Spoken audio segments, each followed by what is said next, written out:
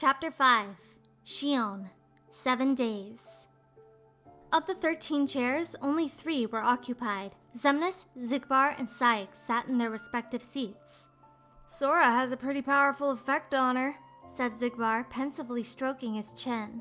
"Yes, it was not supposed to gain a mind of its own, nor become the person we see." Xemnas closed his eyes. "But in the end, it only proves that the puppet is the more worthy vessel." Saix studied the 2 others. "Become the person we see." Yes, Shion had such power, transforming in response to the memories of those it encountered. But Saix had only ever seen the blank void of Shion. Not just anyone's memories would do. It had to be those with some connection to Sora, to the wielder of the Keyblade. Shion would take on a different form based on the memories of anyone bound to him in some way. And to those who had no memories of him at all, Shion would manifest as no more than a puppet. Saix had to wonder what Xemnas and Xigbar saw when they looked at Shion. He'd done some research into their human pasts, and he found more mysteries than answers. "The time has come. Saix, are the devices ready?" Xemnas drawled. Saix nodded. "All 3 will be operable in a matter of days." "Good.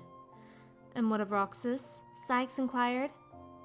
"Both of them have connections to Sora, but we only need one of them under our thumb," Xemnas replied. "Whether Shion takes from Roxas the rest of what he has to give, or whether he destroys her first and takes back what is his, there is no change to our plans.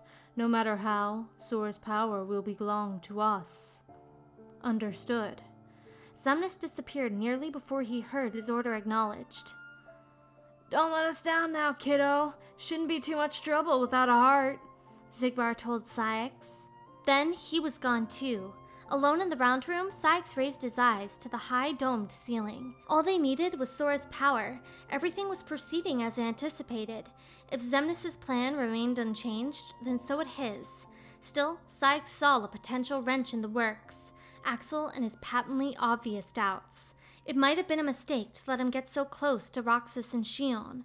Saix let out a rather human sigh and vanished from the room.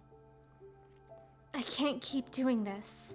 Shion sat on her bed, hugging her knees. She hadn't been able to sleep, and yet she didn't feel tired at all. On the contrary, she was brimming with strength, but her strength was a sham. This power was all fake. Last night's conversation with Axel came back to her. She knew she was created to copy powers from Roxas, along with Sora's memories, that she was a puppet. But she anxiously recalled Roxas's performance yesterday. All the materials she'd found, even in Castle Oblivion, said that she, the replica, could copy others' powers, while Axel had said she might be taking more than he needed. Taking rather than copying. She hadn't read anything about that. I'm draining strength from Roxas. That's why he's gotten so weak. Then what'll happen if I keep being around him? What if? No, I know. I know what'll happen to him. And if I let that happen, coming back here will have been for nothing. If I stay, I'll ruin everything. Shion mumbled to herself, turning to the window as if she'd sensed someone there. There was nothing but the heart-shaped moon in the sky. Kingdom Hearts. Riku, what should I do? Of course, he wasn't there to answer her. No one was. Roxas slept peacefully without being plagued by dreams, and yet he woke up with heavy limbs and a fuzzy head. The palms of his hands felt hot, and his feet prickled with numbness. An oppressive weight sat on his chest. He tried to take a deep breath, and he couldn't. It hurt. Seated on his bed, he stared at his hands. He knew something was wrong with him, but that didn't mean he knew what to do about it. Roxas tried to get up, but vertigo pushed him back down. What's going on? All this when Shion just got back. Although, come to think of it, that was when this had started. Well, he was just a little tired. There was a lot going on. It would pass. He put his hands atop his knees, closed his eyes, and curled his fingers into fists. I'm fine. Everything is fine. Axel barely slept a wink thanks to all the thoughts turning in his head. He scowled at the throbbing pain in his temples. These sleep deprivation headaches were awful. Rather than going back to sleep and getting a lecture, he went to the gray area before anyone else and claimed the sofa to keep thinking. Shion and Roxas, memory and power. Sora, the Keyblade Master, a replica whose only purpose was to copy another. Back in Castle Oblivion, Axel had met the replica created from Riku's memories. Although he wasn't sure it was appropriate to say they'd met, he'd encountered the replica there. That much was a fact. Vexen's creation had gained Riku's powers by copying his memories. The copying itself involved Naminé's abilities as a memory witch. But Vexen had always said Naminé's very existence was an anomaly, meaning the original plan had never accounted for her. There had to be some method of copying memories without Naminé's power. Otherwise, the replica would have remained an empty shell. Axel reflected on the operations of the organization members in Castle Oblivion, extracting memories from Sora and Riku. Larxene took them from Sora, and Vexen from Riku. By doing battle and sealing those memories in cards, they gave the cards over to Naminé, who then subtly rewrote the memories stored there before they were returned to Sora and the Riku replica. So, perhaps Naminé's power was only necessary for the rewriting part. What if copying memories and abilities could be accomplished simply through battle? Having Shion and Roxas work together, then let the puppet copy his memories. Memories and power were inextricably entwined, which was how Shion gained Sora's abilities along with his memories. Last night, Axel had told Shion that she might be borrowing more from Roxas than she needed, but that wasn't quite right. He had it memorized all right. The Riku replica had another way of gaining strength, completely absorbing an opponent's power by destroying them. Knowing that, Axel himself had goaded the replica into terminating Zexion. At the time, he'd believed it necessary. Shion was already copying memories from Roxas, or rather, the memories from Sora that Roxas harbored. Not all of them. Not yet. She was still incomplete. So what would the organization have her do? Good morning, Axel. Shion? He looked up to find a very gloomy Shion standing there. So, how did you sleep? He asked with a little smile. She shrugged and shook her head. It's not like your time is up, you know. You still got a while to think. Got it memorized? I guess so. She mumbled at the floor. Axel actually had no idea how much time she had. Shion, your orders for today. She turned. Saïx. Saïx looked down his nose at her. An especially powerful Heartless has been spotted in Halloween Town. Go and eliminate it. Understood. Shion nodded just as Roxas came into the lobby. Hey, Shion! Good morning. But she turned away from him. Roxas didn't even spare a glance at Axel, like an angry kid giving a friend the silent treatment. Axel let out a wry laugh under his breath. Listen, Roxas started. Sorry, I have to go. Shion promptly cut him off and stepped into the corridors of darkness. Roxas hung his head, the picture of dejection. And he still looks like he'll keel over any second, Axel thought. He just told Shion she had some time, but maybe she really didn't. Saïx had noticed the exchange too. He flicked a glance toward Axel and then turned to Roxas. How are you feeling, Roxas? Same as always. Saïx smirked at the reply, and a chill ran through Axel at how vicious it was. I have an urgent mission, especially for you and your Keyblade, he said. There's a fearsome Heartless that surfaced in Halloween Town. That was the location of Shion's mission too. Something was weird about this. I was hoping you might exterminate it for us, Saïx went on. Yup, got it. Roxas chirped. Axel couldn't hold it in. Whoa. Roxas, are you sure you're up to that? Roxas shot him a nasty look. Why wouldn't I be? He muttered, turning his back. It's just lately Shouldn't you already be out on your mission, Axel? Saïx interrupted. Mission? Saïx hadn't given him his assignment yet. Axel blinked up at him, and Saïx stared back. Oh. Axel felt a little bit sorry for Saïx and his inability to lie. I better go. See you, Axel. Roxas left, disappearing into the corridors as abruptly as Shion had. Can't you just let things run their course? Saïx complained. What course? Whose plans am I ruining exactly? Saïx retorted, still staring at the empty space where Roxas's portal swirled into nothing. The organization's. I trust you. Axel let out a low chuckle. Yeah, because your heart tells you to? Just the memory of it. But if you continue to interfere, I'll have to overwrite that memory with everything I've learned as a nobody. Should I take that as a threat? More or less. Keep it in mind. Finished with the conversation, Sykes walked away. Axel didn't move for a while. It was always night in Halloween Town.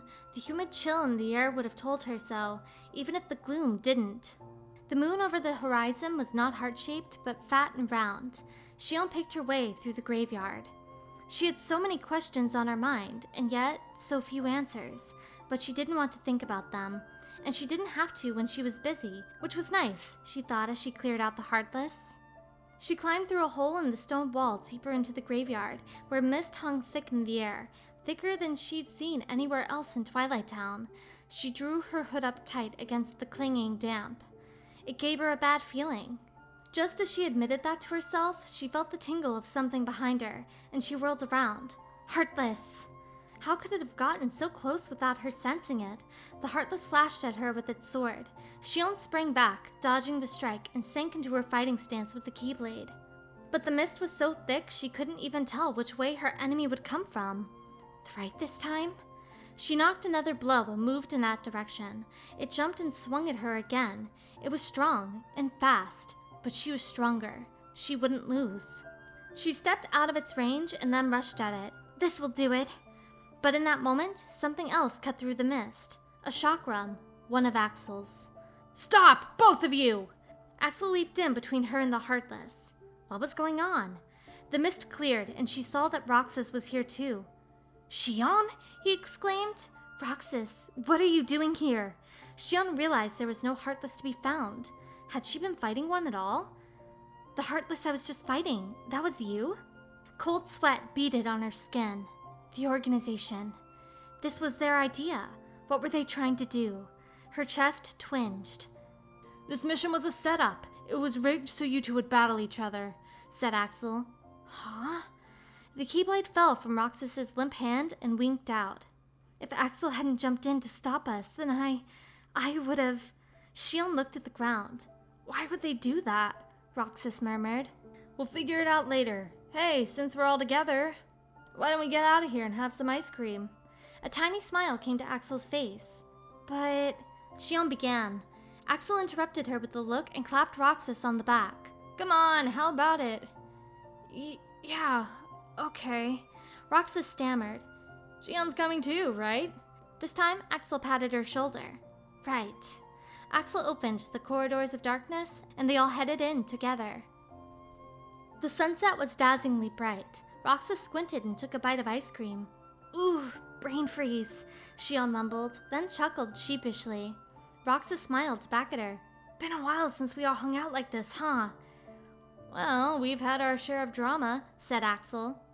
Something still bothered Roxas about the way Axel was treating Shion, but sharing ice cream as a trio again was definitely improving his mood. Why did the organization want him and Shion to fight? The idea filled him with dread, but at least Axel had been there to stop them. If not for him, things might be very different right now. That realization made forgiving Axel seem a little bit more doable. Axel followed his own rules, and Shion had said herself that if Axel hadn't acted as she did, she wouldn't have come back. Roxas was still convinced there was another way to bring her home, but maybe that was the only choice back then. Oh hey, I just remembered.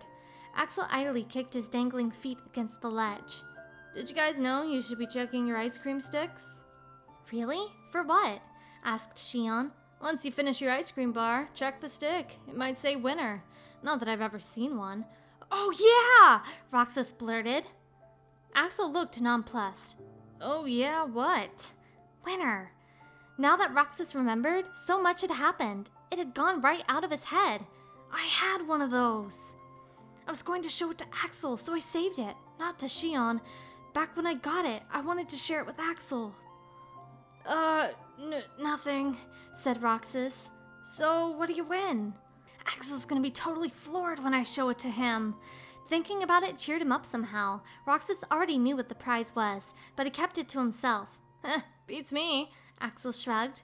You don't even know? Roxas teased him. There's gotta be something good if you're a winner, right? Right. Shion giggled at Roxas's prodding. He and Axel both looked at her. You two are such good friends, she remarked and turned her gaze out to the sky. Wow, the sun sure is beautiful. At the sincere admiration in her voice, Roxas and Axel looked out at the horizon too.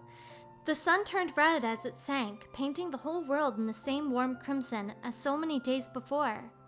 I know we've seen a lot of sunsets, but today's put them all to shame. Roxas couldn't ever remember seeing her so alive. If only things could stay like this for the three of us, said Shion. If only things could stay like this, the three of us together.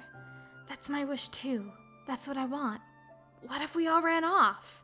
Roxas mused. What? Shion looked at him in surprise. Axel said nothing. The three of us. Then we could always be together. The organization isn't gonna let us, so why should we stay? Can't we just go somewhere else? We don't have any place to run. Shion shook her head. Yes, we can, Roxas wanted to say. We'll get away somehow. But it wasn't true. I know, he mumbled. I was just thinking out loud. He knew that was impossible. Or was it? Maybe they really could get away, just not now. They might be terminated, or something else terrible might happen. He ended up fighting with Shion after all. What would the organization do if they tried to leave? Axel suddenly broke his silence. Well, even if things change, we'll never be apart. As long as we remember one another, Shion finished, right?